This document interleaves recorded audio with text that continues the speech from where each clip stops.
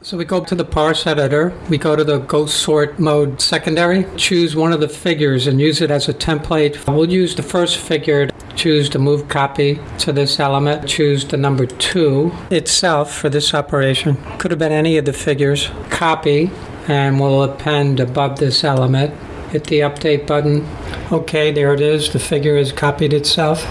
And now we want to upload our new menu item image. We're going to choose the Insert Edit Image button. We'll choose the fried fish turmeric. So there's the new image. The old image is highlighted. Hit the delete button. And now we want to change the text. Activate the parse editor. We'll change the caption title, which is within the H3 tag. And it's also within the span tag. We put in the new title for the menu. We're not going to change the type text since we don't know what it says.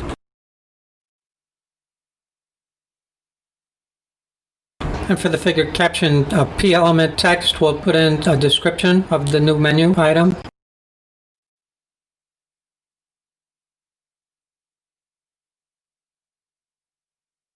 Hit the update button.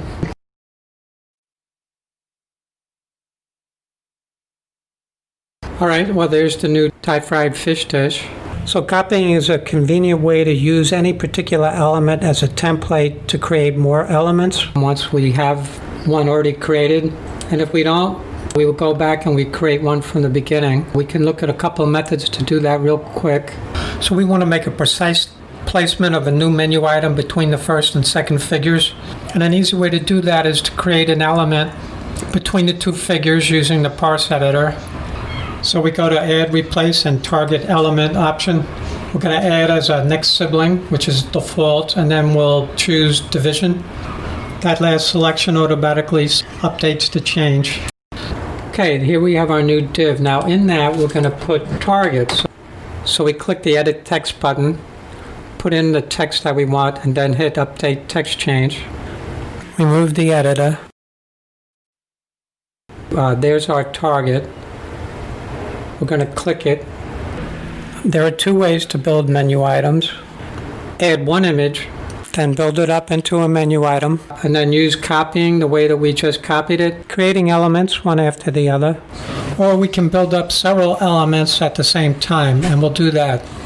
So let's go ahead and we'll add multiple images right now.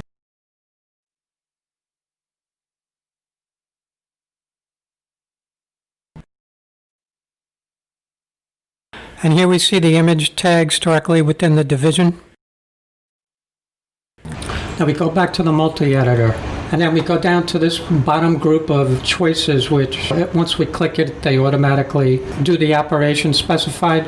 We go to the Add Figure Caption to All Images. Okay, we're going to choose that. So we go back and we look, and we see those images that already had a figure tag. The initial setup and figure tags are still there. Nothing was changed. So we're safe with the figures that we've already created.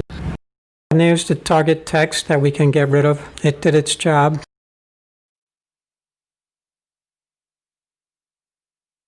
But for the new images that we added, which didn't have any figure tags, they're now wrapped in a figure tag, and they now have a figure caption with default text. So we want the HTML and the classes for the new figure tags to be the same as the current figure tags. Next, the image caption text, we want to wrap that with an H3 tag, and we want to wrap it with the span tag. Now, if we were doing this to one figure, we would go to the Add, Replace, and Target element. We're going to do it on the multi-editor and get them all at once. So we go to the multi-editor, choose the jQuery format selector, we'll choose division, space, division, and then put in fig caption. This way it's going to specifically target the figure captions that are within the two divisions. So that'll be just for the new figures that we created. We go to the wrap tag option. So we want to keep the figure caption tag and then wrap the inner content with the H3 tag. So we choose the add tag around element inner content and keep the outer tag. And then we'll choose the H3 tag. Hit update. We go to the figure captions. Okay, there it is. There's our H3 tag that we're looking for. Again, we go back. This time we're going to put in division, and then an H3 tag. Go down to the wrap tag options. We're going to add tag around inner element content and keep outer tag. And then we're going to choose the span. We hit the update. Okay, so there it is. And now our image captions are wrapped by a span tag and an H3 tag. And the last element will be the P tag, which has the description text. It's the last child of the figure caption, or we can also use the next sibling of the H3 tag. So we'll go ahead and do that. So we'll select the H3 tag, div H3, go to the create tag options, add as next sibling, choose P, and then update. Okay, there's the updated HTML element structure. So now all we have to do is add the class names. First, we'll do the figure element. Now, we don't need to specifically select the new figures because the old ones already have the post1 class that we want to give it. So we'll just select the figure element, and then we'll go down to the add or remove classes and IDs, and we'll put in post1 class to add. We hit the update classes button each time we add new classes. Similarly, for the figure caption, we just need to select that element, and then we'll put in post2 for the add class name, hit update.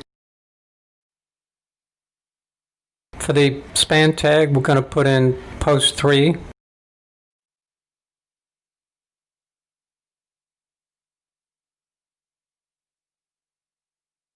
We'll select P tag. We'll give it a post4, hit update, and then for the H3 tag, we'll give it a post5 class.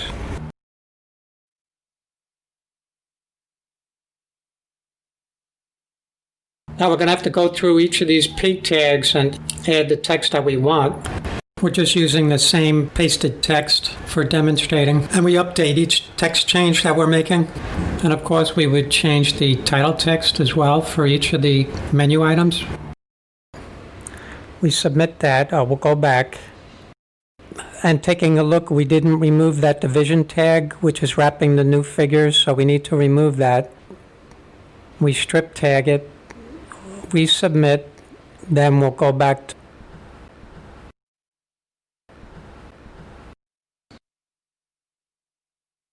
okay, that's what we were expecting. We'll go back and we'll take a look at the web page mode.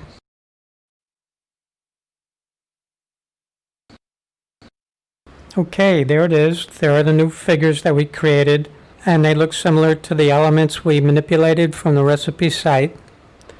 Of course, we can always create video posts using the post creation tools, but here we're going to create a couple of video elements that work alongside of these image figure elements. So we'll take a look at that in the next video.